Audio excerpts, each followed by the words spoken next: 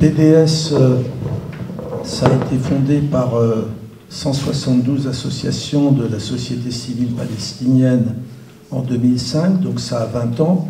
Je vous ai dit que pendant les 20 premières années du boycott de l'Afrique du Sud, ce boycott est assez invisible. Il va se développer au bout de 20 ans de façon très, très forte. Et pendant les premières années, c'était vraiment les militants de gauche qui le pratiquaient. Et puis c'est devenu un mouvement de masse un peu partout après. Donc souhaitons bien sûr que le BDS, il lui arrive la même chose. Dans BDS, il y a trois choses. Il y a boycott, il y a désinvestissement, il y a sanctions. Le boycott, ça veut dire vous n'achetez pas des produits israéliens, vous n'achetez pas les produits de marques qui collaborent ouvertement à la colonisation et à la destruction de la Palestine. Il y a eu des succès qui ont été remportés. Orange a été obligé de se retirer des colonies israéliennes. Alstom a dû vendre après avoir contribué à construire le tramway de Jérusalem. Puma s'est dégagé du sponsoring de l'équipe israélienne. Ce sont des succès indéniables, mais qui restent relativement faibles. Voilà, il faudrait, si on arrive à obliger Carrefour à se dégager des magasins qu'il a créés dans les colonies israéliennes et à s'excuser publiquement d'avoir envoyé des colis aux soldats israéliens après le 7 octobre, ce serait important. Donc ça, c'est un objectif. Si on arrivait à éjecter l'équipe de cyclisme du Tour de France, ce serait quelque chose d'important. On a quand même eu, par exemple, le fameux match France-Israël où il y avait 4000 spectateurs policiers, 200 officiels et pas de... Bon, ça fait partie du boycott. Il faut qu'on arrive à passer au degré supérieur, mais ayez bien dans l'idée que dans des investissements et dans sanctions, il y a beaucoup de choses.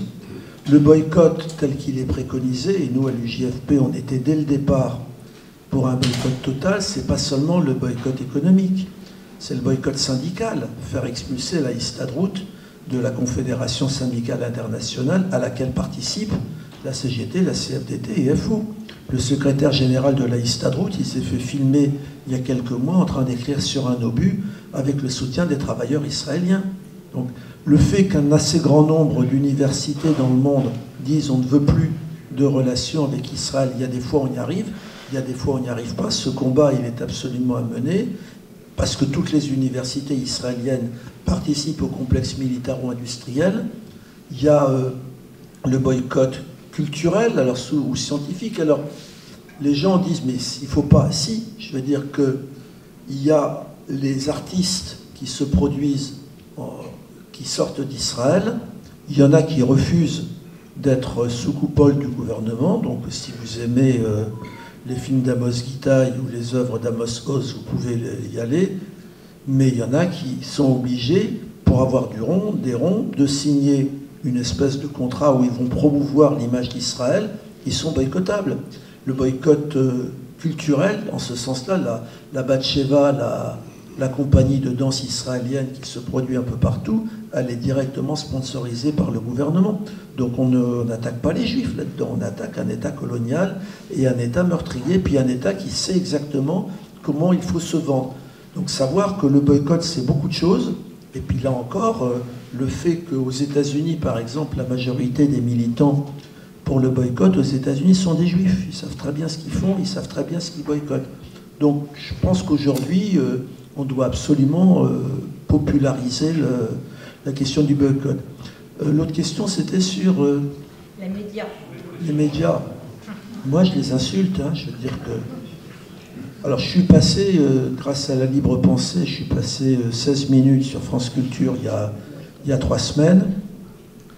Il y a de temps en temps, très rarement, FR3 et tout, mais moi, je les insulte. C'est-à-dire, je dis aux journalistes qui vont répercuter ça, vous êtes responsables, les médias français, de ce génocide. Vous n'êtes pas innocents. C'est-à-dire que le fait que vous ayez repris massivement la parole des génocidaires, le fait que vous ayez interdit toute parole alternative, le fait que vous avez fait semblant de ne pas savoir ce qui se passait à Gaza, alors que quelques semaines après, il y avait déjà des milliers de morts. Je prends l'exemple On est fin octobre ou début novembre.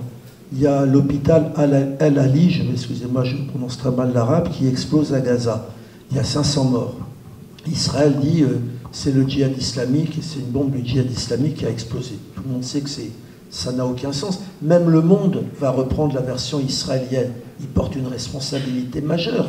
Je veux dire que moi, ça me rappelle, comme juif, Hitler invitant la Croix-Rouge au camp d'extermination de Térésine et faisant passer ce camp-là pour un camp de vacances. Je veux dire qu'on n'a pas le droit. Je veux dire que la parole et l'information, c'est quelque chose de meurtrier. Et là, les médias, ils portent une responsabilité énorme. Ils ne se sont pas excusés. Ils devraient.